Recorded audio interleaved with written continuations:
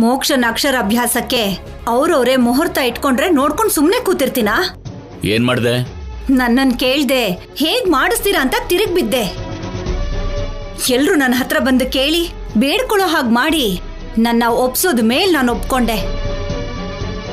ಕೊನೆಗೆ ನಾನೇ ಗೆದ್ದಿದ್ದು. ಈಗ ನಾನು ಸರಿ ಅಂದಿದ್ದಕ್ಕೇನೆ ನಾಳೆ ಅಕ್ಷರಾಭ್ಯಾಸ ನಡೆಯತ್ತೆ. ಇವಳು ಸಂತೋಷಕ್ಕೆ ನಾನು ಆರ್ ಹಾಕ್ಲೇಬೇಕು, ಇಲ್ಲ ಅಂದ್ರೆ ನನ್ ಮೇಲೆ ಕೋಪ ಮಾಡ್ಕೋತಾಳೆ ಪೆದ್ದಿ. ನಿನ್ ಗ್ರೇಟ್ ದಮಯಂತಿ, ನನ್ನ ಹೆಂಡತಿ ಅಂದ್ರೆ ಸುಮ್ನೆನಾ? ನಿಂತ್ಕೊಳ್ಳಿ. ನಿಮ್ ಸಂತೋಷಕ್ಕೆ ನನ್ನನ್ನ ಹತ್ರ ಕೇಳ್ಕೊಳ್ಳೋ ಅಗತ್ಯ ಏನೂ ಇಲ್ಲ. ಸಂತೋಷದಲ್ಲಿ ಇರ್ಬೇಕಾದ್ರೆ ಹಾಗೆ ಹತ್ರ ಎಳ್ಕೋಬೇಕು ಅನ್ಸುತ್ತೆ ದಮಯಂತಿ. ದೂರ ಇದ್ದು ಕೂಡ ಸಂತೋಷ ಪಡ್ಬೋದು. ಏನೋ ತೆರೆ ಮೇಲೆ ಸಿನಿಮಾ ನೋಡಿದ ಹಾಗೆ ರೂಮಲ್ಲಿ ಹೆಂಡತಿನ ಕೂಡ ದೂರದಿಂದ ನೋಡಿ ಸಂತೋಷ ಪಡೋದಂದ್ರೆ ಏನು?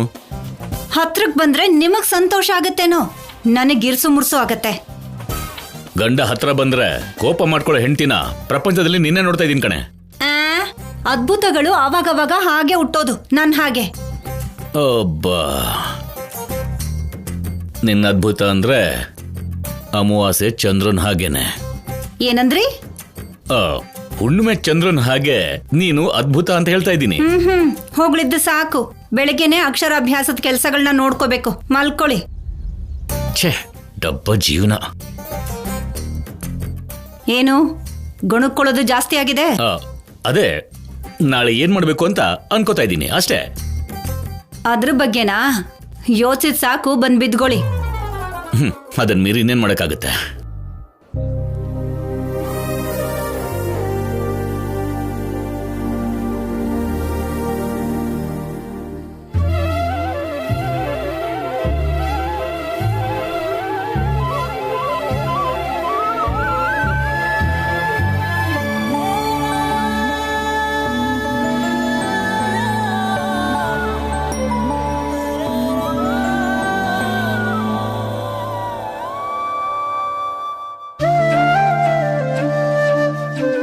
ಅನುಪಮ, ಇದ್ದಕ್ಕಿದ್ದಾಗ ಅನ್ಕೊಂಡ್ವಿ.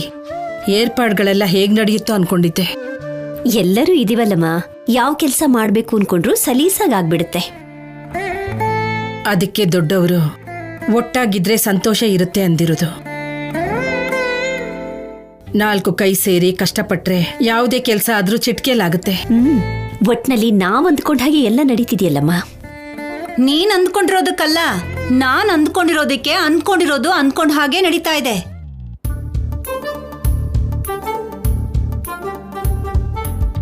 ಹೌದು, ನನ್ನ ಹೆಂಡತಿ ಅನ್ಕೊಂಡ್ ಹಾಗೆ ನಡೀತಾ ಇದೆ. ರಾತ್ರಿ ಕೂಡ ಇದನ್ನೇ ಹೇಳಿದ್ಲು.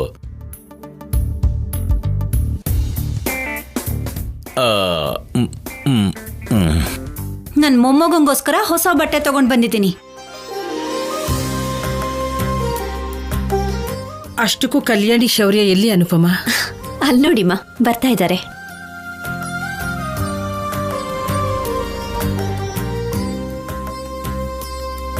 ಎಷ್ಟು ಚೆನ್ನಾಗಿ ಕಾಣ್ತಿದ್ದೀರಾ. ನನ್ನ ದೃಷ್ಟಿನೇ ತಾಗೋ ಹಾಗಿದೆ. ಏನ್ ಬಾಲಾಜಿ, ಅಮ್ಮರೇ, ಮನೇಲಿ ಇಷ್ಟೆಲ್ಲ ಕೆಲಸ ಬಿಟ್ಟು ಎಲ್ಲಿಗೆ ಹೋಗಿದ್ದೆ? ಪುರೋಹಿತ್ರನ್ ಕರ್ಕೊಂಡ್ ಬಂದಿದ್ರಲ್ಲ. ಮರ್ತೆ ಹೋಗಿದ್ದೆ. ಪುರೋಹಿತರು ಬಂದ್ರ?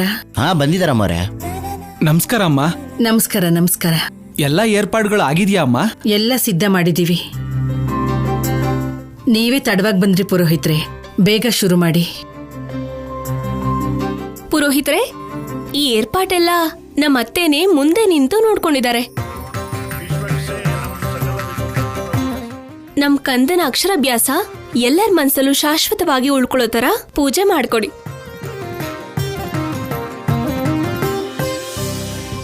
ಅಮ್ಮ, ನೀವು ಮತ್ತೆ ಮತ್ತೆ ಹೇಳ್ಬೇಕಾ? ದಮಯಂತಿ ಅಮ್ಮವರು ನನಗೆಲ್ಲ ಫೋನ್ ಮಾಡಿ ಹೇಳಿದ್ದಾರೆ. ಈ ಪೂಜೆನ ಉತ್ಸವದ ಹಾಗೆ ನೋಡ್ಕೊಳ್ಳೋ ಜವಾಬ್ದಾರಿ ನಂದು.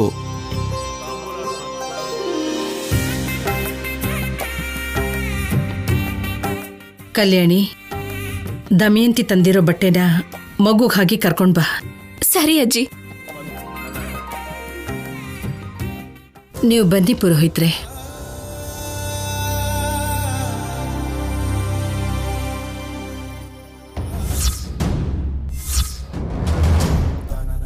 ಈ ಪೇಪರ್ಸ್ ಮೇಲೆ ಸೈನ್ ಮಾಡಿ ಮೇಡಮ್.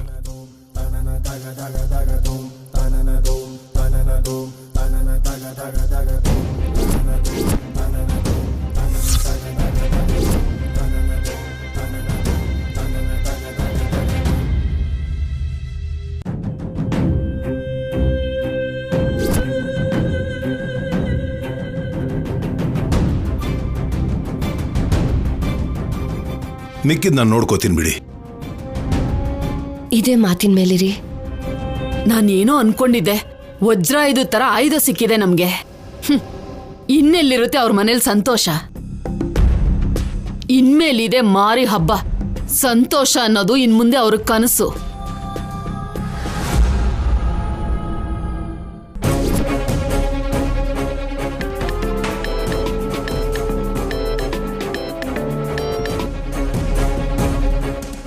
ಪಲ್ಲವಿ ಫೋನ್ ಮಾಡ್ತಾ ಇದ್ದಾಳಲ್ಲ,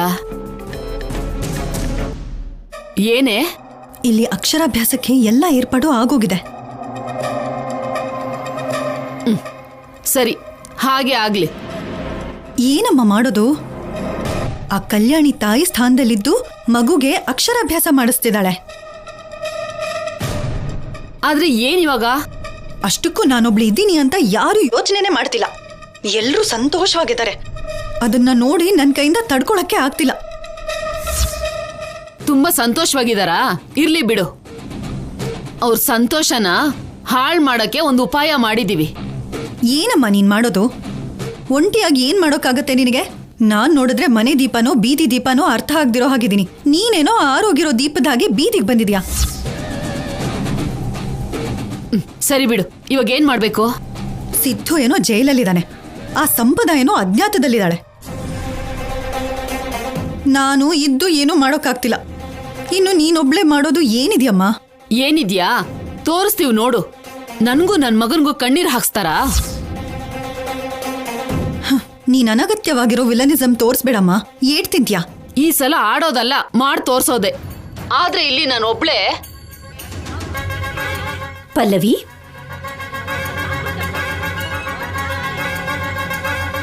ಇಲ್ಲೇನ್ ಮಾಡ್ತಿದ್ಯಾ ನೀನು? ಅಮ್ಮ, ಅದೇ ಮಗುಗೆ ಗಿಫ್ಟ್ ತಗೊಂಡ್ ಬಾ ಅಂತ ನನ್ನ ಫ್ರೆಂಡಿಗೆ ಹೇಳ್ತಿದ್ದೀನಮ್ಮ. ಪ್ರತ್ಯೇಕವಾಗಿ ನೀನ್ ಯಾಕೆ ತರ್ತಿದ್ಯಾ? ಚಿನ್ನಿ ತಗೊಂಡ್ ಬಂದಿದ್ದಾನಲ್ವಾ? ಬಾ, ಪೂಜೆಗೆ ಹೊತ್ತಾಗ್ತಿದೆ. ಸರಿ ಅಮ್ಮ.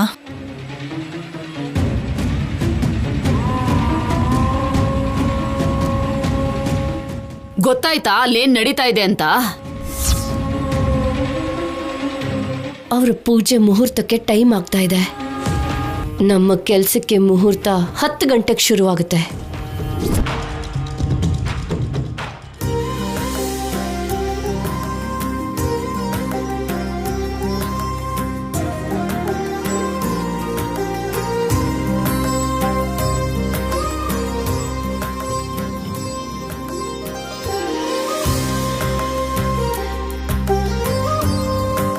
ಅಮ್ಮ, ದಂಪತಿಗಳಿಬ್ರು ಬಂದಿಲ್ಲಿ ಕೂತ್ಕೊಳ್ಳಿ. ಶೌರ್ಯ, ಕಲ್ಯಾಣಿ, ಕೂತ್ಕೊಳ್ಳಿ.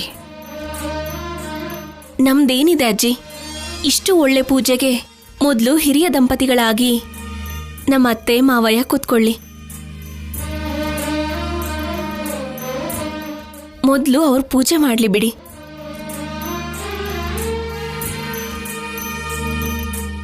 ಆಹಾ, ಅತ್ತೆ ಮಾವನ್ನ ಇಷ್ಟೆಲ್ಲ ಗೌರವಿಸೋ ಸೊಸೆನ ಇಲ್ಲಿವರೆಗೂ ನಾನು ನೋಡೇ ಇಲ್ಲ. ಬಂದ್ ಕೂತ್ಕೊಳ್ಳಿ ಅಮ್ಮ.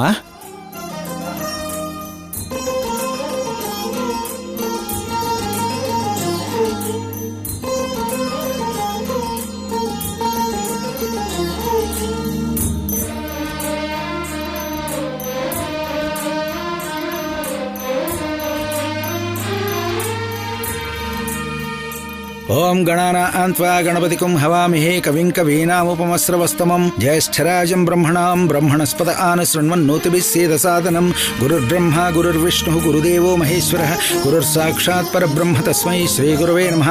ಮಹಾಲಕ್ಷ್ಮೀ ದೇವತಾಭ್ಯೋ ನಮಃ. ಲಕ್ಷ್ಮೀಂ ಕ್ಷೀರಸಮುದ್ರರಾಜತನಯಾಂ ಶ್ರೀರಂಗಧಾಮೇಶ್ವರೀಂ ದಾಸೀಭೂತ ಸಮಸ್ತದೇವವನಿತಾಂ ಲೋಕೈಕದೀಪಾಂಕುರಾಂ. ಹರಿ ಓಂ ಶ್ರೀ ಮಾತ್ರೇ ನಮಃ. ಐಂ ಹ್ರೀಂ ಶ್ರೀಂ ಶ್ರೀಂ ಶ್ರೀಮಾತ್ರೇ ನಮಃ. ಶ್ರೀಮನ್ಮಹಾಗಣಾಧಿಪತಯೇ ನಮಃ. ಲಕ್ಷ್ಮೀ ದೇವತಾಭ್ಯೋ ನಮಃ. ಅಮ್ಮ, ಇವಾಗ ಮಗು ತಂದೆ ತಾಯಿ ಬಂದು ಇಲ್ಲಿ ಪೂಜೆಲಿ ಕೂತ್ಕೊಳ್ಳಿ. ಸರಿ ಪುರೋಹಿತ್ರೆ.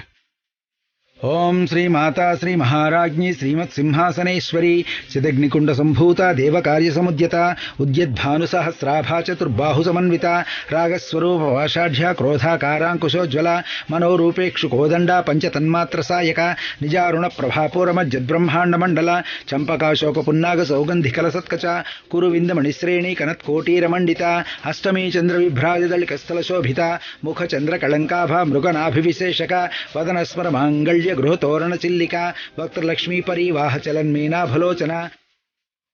ಭಗವಂತ, ಇದೇ ನಾನು ಕೇಳ್ಕೊಂಡಿದ್ದು. ಈ ದೇಹದಲ್ಲಿ ಪ್ರಾಣ ಇರೋವರೆಗೂ ಹೀಗೆ ನನ್ನ ಕುಟುಂಬ ಯಾವಾಗಲೂ ಸಂತೋಷವಾಗಿರ್ಬೇಕು. ಯಾವ ಕೆಟ್ಟ ದೃಷ್ಟಿನೂ ನನ್ನ ಕುಟುಂಬದ ಮೇಲೆ ಬೀಳ್ದಿರೋ ಹಾಗೆ ನೋಡ್ಕೊ ತಂದೆ.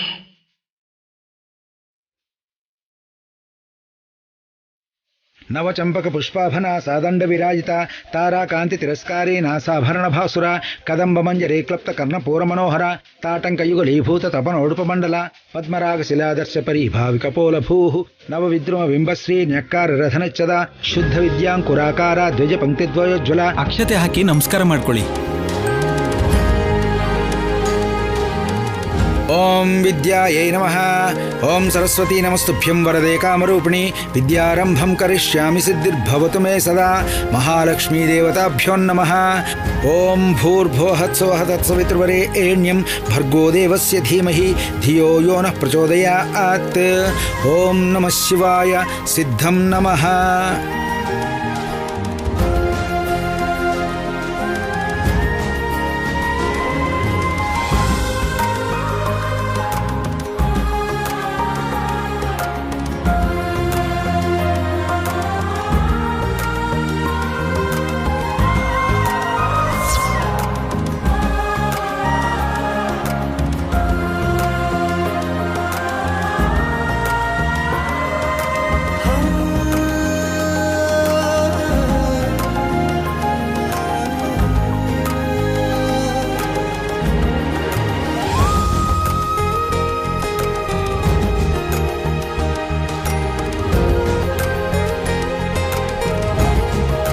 ಪದ್ಮೇ ಸ್ಥಿತಾಂ ಪದ್ಮವರ್ಣಾಂ ತಾಮಿಹೋಪಫ್ವಯೇ ಶ್ರಿಯಂ ಚಂದ್ರಾಂ ಪ್ರಭಾಸಾಂ ಯಶಸಾ ಜ್ವಲಂತೀಂ ಶ್ರಿಯಂ ಲೋಕೆ ದೇವಜುಷ್ಟಾಮುದಾರಾಂ ತಾಂ ಪದ್ಮಿನೀಮೀಂ ಶರಣಮಹಂ ಪ್ರಪದ್ಯೇ.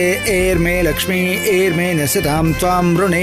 ಆದಿತ್ಯವರ್ಣೇ ತಪಸೋದಿಜಾತೋ ವನಸ್ಪತಿಸ್ತವ ವೃಕ್ಷೋದವಿಲ್ವಃ ತಸ್ಯ ಫಲಾನಿ ತಪಸಾನುದಂತು ಮಾಯಾಂತರಯಾಶ್ಚ ಬಾಹ್ಯ ಅಲಕ್ಷ್ಮೀಃ. ಮಗು ಕೈಯಲ್ಲಿ ಅಕ್ಷರನ ತಿದ್ಸೀಮ. ಉಪೈತು ಮಾಂ ದೇವಸಕಃ ಕೀರ್ತಿಶ್ಚ ಮಣಿನಾ ಸಹ ಪ್ರಾದುರ್ಭೂತೋ ಓಸ್ಮಿ ರಾಷ್ಟ್ರೇಸ್ಮಿನ್ ಕೀರ್ತಿ ಮಧ್ಯಂ ದದಾತು ಮೇ.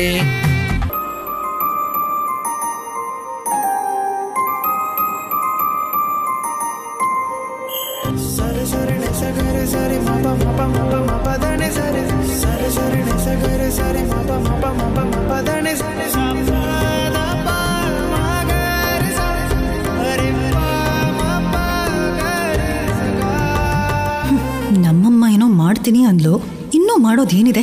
ಇವ್ರ ಸಂತೋಷಕ್ಕೆ ಇತಿಮಿತಿನೇ ಇಲ್ದಾಗೋಗಿದೆ.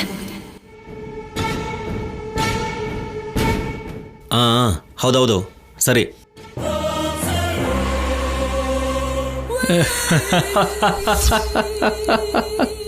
ನಾನು ಮತ್ತೆ ಕಾಲ್ ಮಾಡ್ತೀನಿ.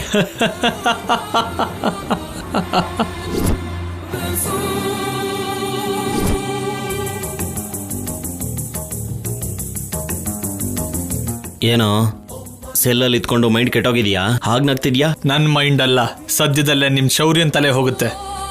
ಏನೋ ಹಗಲಗನ್ಸ್ ಕಾಣ್ತಾ ಇದೆಯಾ? ಹಗಲಗನ್ಸಲ್ಲ, ನಡೆಯೋ ವಾಸ್ತವ ಇದೆ. ನಿಮ್ ಶೌರ್ಯ ಫ್ಯಾಮಿಲಿ ಸದ್ಯದಲ್ಲೇ ಪಡೋ ಕಷ್ಟ ನೆನ್ಸ್ಕೊಂಡ್ರೆ ನಗು ನಿಲ್ತಿಲ್ಲ. ಎಸ್ಐ, ನಿನಗೆ ಮೈಂಡ್ ಹೋಗಿದೆ ಕಣೋ. ಶೌರ್ಯ ಫ್ಯಾಮಿಲಿ ಖುಷಿಯಾಗಿದೆ. ಇವತ್ತು ಮಗುಗೆ ಅಕ್ಷರಾಭ್ಯಾಸ ಕೂಡ ಮಾಡಿಸ್ತಿದ್ದಾರೆ. ನನ್ನನ್ನು ಕೂಡ ಲಂಚ ಕರೆದಿದ್ದಾರೆ. ನೀನೇ ಪಾಪ ಏನು ಇಲ್ದೇನೆ ಸೆಲ್ಲಲ್ಲಿ ಕೂತಿದ್ಯಾ. ಆ ಸಂಪದ ನಿನ್ನನ್ನು ಸಿಕ್ಕಾಕ್ಸಿ ಹ್ಯಾಪಿಯಾಗಿ ಎಸ್ಕೇಪ್ ಆದ್ಲು. ಜಾಸ್ತಿ ನಗ್ಬೇಡ, ಹುಚ್ಚಾಸ್ಪತ್ರೆಗೆ ಸೇರಿಸ್ಬೇಕಾಗತ್ತೆ, ಹುಷಾರು.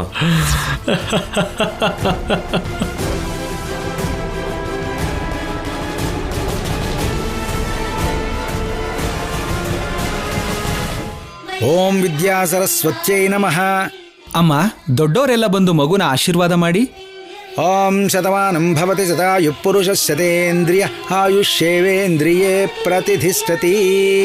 ಧನಂ ಧಾನ್ಯಂ ಪಶುಂ ಬಹುಪುತ್ರಲಾಭಂ ಶತಸಂವತ್ಸರಂ ದೀರ್ಘಮಾಯುಃ. ಸಕಲ ವಿದ್ಯಾಪ್ರಾಪ್ತಿರಸ್ತು ಅಷ್ಟೈಶ್ವರ್ಯಪ್ರಾಪ್ತಿರಸ್ತು.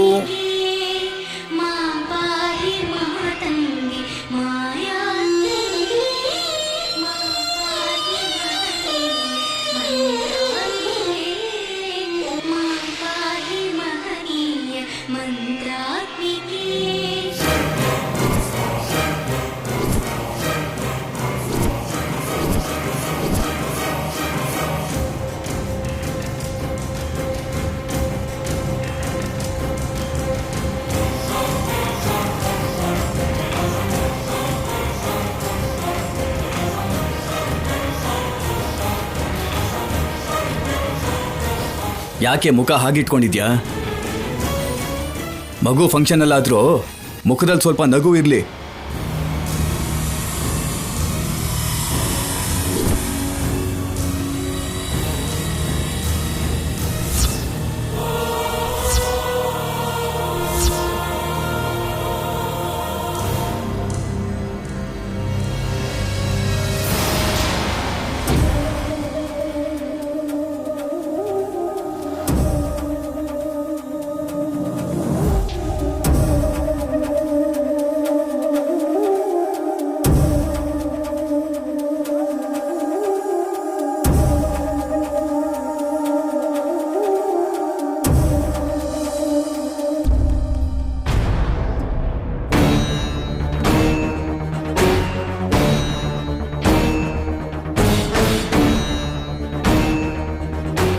ಮಿಸ್ಟರ್ ಶೌರ್ಯ,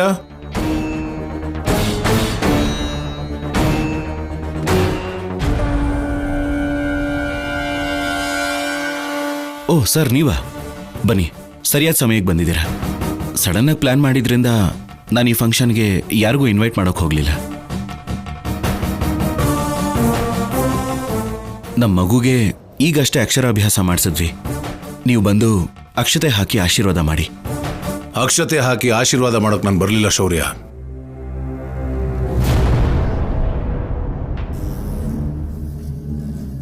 ನಿಮ್ಮ ಮೇಲೆ ಕೋರ್ಟಲ್ಲಿ ಕೇಸ್ ಹಾಕಿದ್ದಾರೆ. ನಿಮಗೆ ಸಮನ್ಸ್ ಇಶ್ಯೂ ಆಗಿದೆ.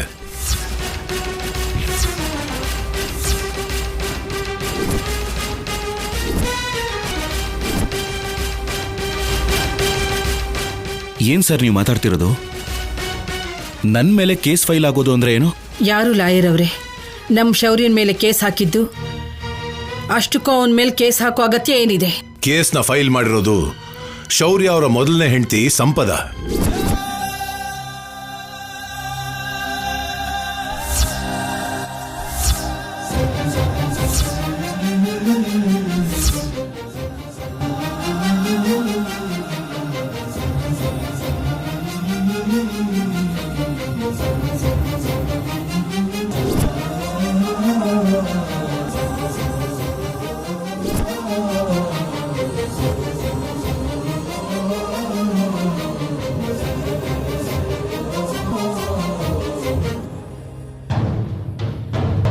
ಮೊದಲನೇ ಹೆಂಡತಿಗೆ ಡಿವೋರ್ಸ್ ಕೊಡದೆ ಕಲ್ಯಾಣಿ ಅನ್ನೋ ಹುಡುಗಿನ ಮದುವೆ ಆಗಿದ್ದಾರೆ ಅಂತ ಹೇಳಿ, ಅಷ್ಟೇ ಅಲ್ಲದೆ ತಾನು ಹೆತ್ತ ಮಗುನ ಅವಳು ಕೊಡದೆ ನಿಮ್ಮ ಹತ್ರನೇ ಇಟ್ಕೊಂಡು ನಿಮ್ಮ ಮಗು ಅಂತ ಹೇಳ್ತಿದ್ದೀರಾ ಅಂತ ಕೇಸ್ ಹಾಕಿದಾಳೆ.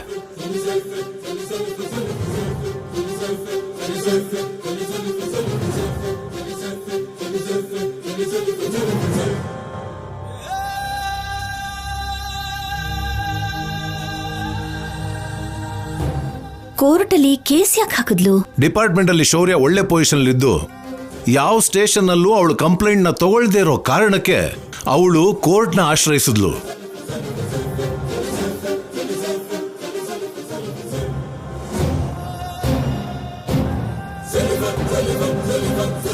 ಕೋರ್ಟ್ ಕೂಡ ಆಕೆನ ಸಹಾನುಭೂತಿಯಿಂದ ನೋಡಿ ನಿಮ್ಮ ಮೇಲೆ ಕೇಸ್ ಫೈಲ್ ಮಾಡಿದೆ.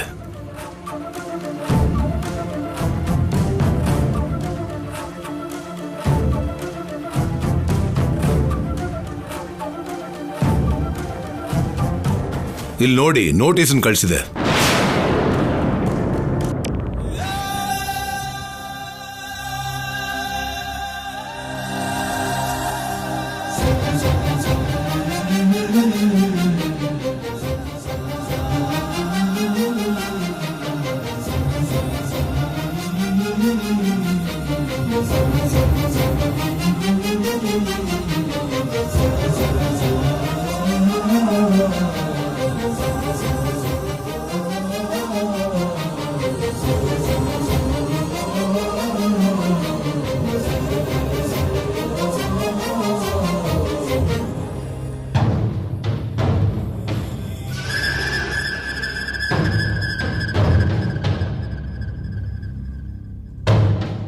ಸಂಪದ, ನೀನು ಸಾಮಾನ್ಯದವಳಲ್ವೇ?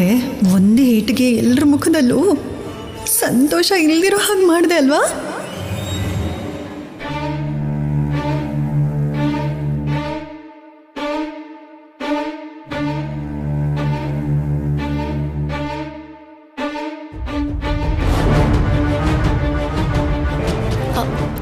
ಏನಾಯ್ತು ಸರ್? ಕೋರ್ಟ್ ನೋಟಿಸ್ನ ಕೊಟ್ಟಿದ್ದೀನಿ ಮೇಡಮ್. ಶಾಕ್ ಆದ್ರಾ? ಆಫೀಸರ್ ಅಲ್ವಾ ಮೇಡಮ್, ನೋಟಿಸ್ವರೆಗೂ ಬಂದಿದೆ ಅಂದ್ರೆ ಈ ಸಮಸ್ಯೆ ಎಷ್ಟು ದೂರ ಹೋಗುತ್ತೋ ಏನ್ ನಡೆಯುತ್ತೋ ಅಂತ ಗೊತ್ತಾಗಿ ತುಂಬಾನೇ ಶಾಕ್ ಆದ್ರು. ಹೆಜ್ಜೆ ಇಟ್ಟಿದ್ದೀನಲ್ಲ, ಇನ್ನೆಲ್ಲ ನಾಶನೇ.